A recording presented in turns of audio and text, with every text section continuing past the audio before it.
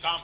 اور کربلا کا ایک سبق ہم کو یہ بھی کہ دیکھو کربلا خالی یہ مسئلہ نہیں کہ تلوار کا مقابلہ کرنا پڑ رہا.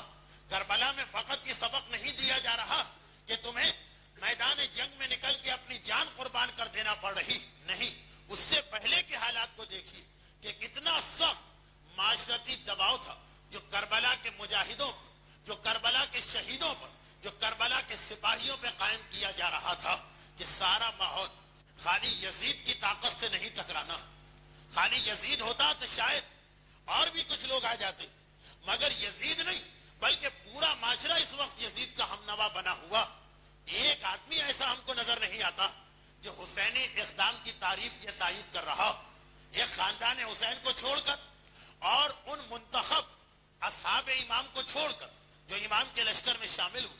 باقی تاریخ اسلام میں دیکھ لی, بڑے بڑے جلیل و قدر صحابی اور ان کی اولاد وہ تک زمانے کے حالات کو دیکھ کے حسین کو منع کر رہے, حسین کو روک رہے, حسین کے ساتھیوں پہ دباؤ ڈالا جا رہا.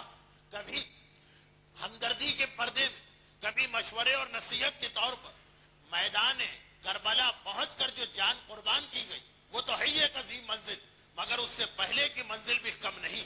28 رجب کو حسین مدینے سے نکلتے ہیں اور 8 ذی الحجہ کو حسین مکے کو خدا حافظ کہتے ہیں, اور 2 محرم یعنی بس یہ جو آج کی رات ہے, یہ 2 محرم کی شب سفر میں حسین کی آخری شب تھی, کیونکہ کل کا جو دن آیا تو حسین کربلا پہنچ گئے. اس پورے سفر میں مدینے سے مکہ اور مکے سے کربلا سب سے بڑا مسئلہ یہی کہ جو ملتا ہے, جو ملاقات کرتا ہے, جس علاقے سے حسین گزرتے, جو قافلہ حسینی قافلے کے راستے پہ چلتا, ہر ایک کی زبان پہ ایک ہی جملہ کہ مولا یہ آپ کیا غلطی کرنے جا رہے ہیں. مولا حالات ایسے نہیں ہیں کہ یزید کا مقابلہ کیا جائے. قسم قسم کے مشورے, قسم قسم کی نصیحتیں. اصحاب امام کو کربلا کے میدان کی قربانیوں پر تو ہم سلام کرتے ہیں, مگر اتنے بڑے معاشرتی دباؤ کا مقابلہ کرنا یہ بھی اصحاب امام کا ایک بہت بڑا کارنامہ. ہاں اس وقت ہمیں صرف ایک خاندان بنی ہاشم تو نظر آتا جن کا انداز کچھ اور, جن کا طریقہ کچھ اور, جہاں ہر شخص حسین کی ہر بات پر سمینا و اطانا کی منزل پر زیادہ سے زیادہ ایک شخصیت تھی جن کے بارے میں شک ہو سکتا تھا کہ شاید وہ حسین کو کربلا جانے سے روکیں گے, اس لیے کہ خاندان کے مردوں میں اس وقت وہ سب سے بزرگ ہیں جو مکے میں موجود ہیں, اور وہ ہیں عبداللہ ابن جعفر طیار.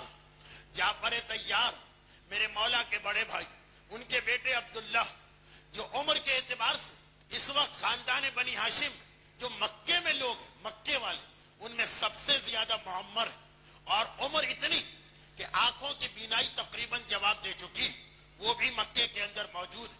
زیادہ سے زیادہ ان کے بارے میں یہ سوچا جا سکتا, لیکن عبداللہ ابن جعفر طیار کا جو جملہ تاریخ کے اوراق پر آیا وہ بتا رہا کہ خاندان بنی ہاشم کس طرح سے سارے معاشرے سے مختلف فکر رکھتا تھا. اور یہ جملہ کب ہمارے سامنے آیا؟ بڑی عجیب تاریخ تھی, 8 ذی الحجہ. اس مجمع کے اندر مجھے کتنے ہی ایسے چہرے نظر آ رہے جو حج بیت اللہ کی سعادت کو انجام دے چکے, اور ان سب کو یہ معلوم ہے کہ حاجیوں کے لیے 8 ذی الحجہ کا دن کتنا اہم ہوتا. 9 ذی الحجہ کو حج شروع ہوتا, 8 ذی الحجہ وہ آخری دن کہ جب سارے عالم اسلام سے حاجی مکے میں جمع ہو جاتے, آنے والوں کا ہجوم ہوتا اور سب حج کا احرام پہن رہے ہوتے. 8 ذی الحجہ یوم ترویہ, آغاز حج, احرام حج پہنا جاتا. مگر تاریخ کی یہ کتنی شفاف حقیقت کہ جب ساری دنیا آ کر احرام حج پہن رہی, اس وقت فرزند رسول جو احرام حج پہن چکا اسے احرام حج اتارنے پہ مجبور کیا جا رہا. ہائے میرا مولا جسے اپنی زندگی کا یہ آخری حج مکمل کرنے کا موقع نہیں دیا گیا. 8 ذی الحجہ لبیک اللہم لبیک کی آوازیں بلند کر کے احرام زیب تن کیے ہوئے حاجیوں کے قافلے مکے آ رہے ہیں, اور جس نے دنیا کو حج سکھایا, جس نے دنیا کو درس حج دیا, اسی کا بیٹا ہے, اسی کا فرزند ہے. احرام حج کو احرام عمرہ سے بدلا اور مکہ چھوڑ کے جا رہا ہے. حسین کے لیے یہ منزل کتنی مشکل تھی. وہ امام جس نے زندگی میں 25 حج پیادہ انجام دیے, آج 26واں حج, فقط 2 دن باقی بچتے ہیں حج دیا جا رہا. تاریخ بتاتی ہے حسین کو مکہ چھوڑنے کا اتنا صدمہ تھا, اتنا دکھ تھا کہ حسین کا قافلہ چلا خانہ کعبہ سے دور کربلا کی جانب, مگر عجیب طریقہ ہے میرے مولا کا, اپنے گھوڑے ذوالجناح پہ سوار ہیں, گھوڑا آگے بڑھ رہا ہے, حسین آگے نہیں دیکھ رہے, حسین گردن کو گھما کے پیچھے خانہ کعبہ کو دیکھ رہے ہیں. جب تک خانہ کعبہ نظر آتا رہا میرے مولا نے آگے کی جانب نگاہ نہ کی, میرے مولا نے اپنی سواری کے راستے کو نہ دیکھا.